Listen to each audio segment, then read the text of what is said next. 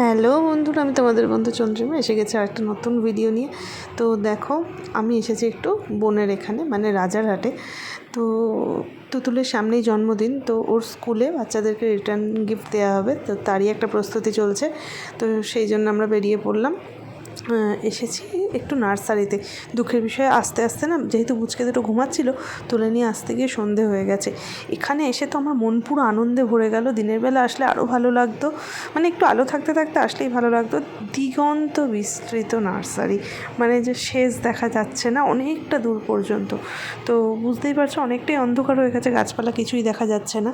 তো ওরা প্ল্যান করে এসেছিলো যে মানি প্ল্যান্ট বা কোনো ছোটো ইনডোর প্ল্যান্ট টাইপের নেবে।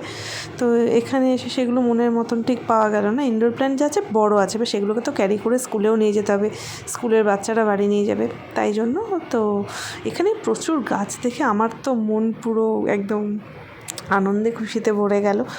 তো যাই হোক, তো আমি বললাম আর কি, তো যে নয়নতারা নিলে মনে হয় ভালো হবে।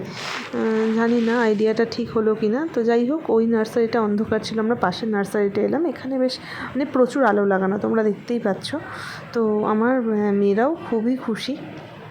তো ওদের মধ্যে মোটামুটি গাছের একটা বীজ বপন করে দিয়েছি। আর এই যে দেখো, এই নয়নতারাগুলোই আমরা নিয়ে এসেছি। এসে সেইগুলোকে নতলায় তোলা হলো। ওইগুলো আমি নেব, এই কটা আমি নিয়েছি। নার্সারিতে গেছি, নিজের জন্য গাছ নেব না হয়। আর এইগুলো বোনের, আর বাকিগুলো গিফটের। তো নয়নতারা নেওয়ার কারণটা হলো যে বাচ্চারা একটু ফুল দেখলে খুশি হবে, এটা প্রথমত। আর দ্বিতীয়ত, এই গাছটা যে কোনো ক্লাইমেটসে মোটামুটি ভালো সারভাইভ করতে পারে দেখেছি।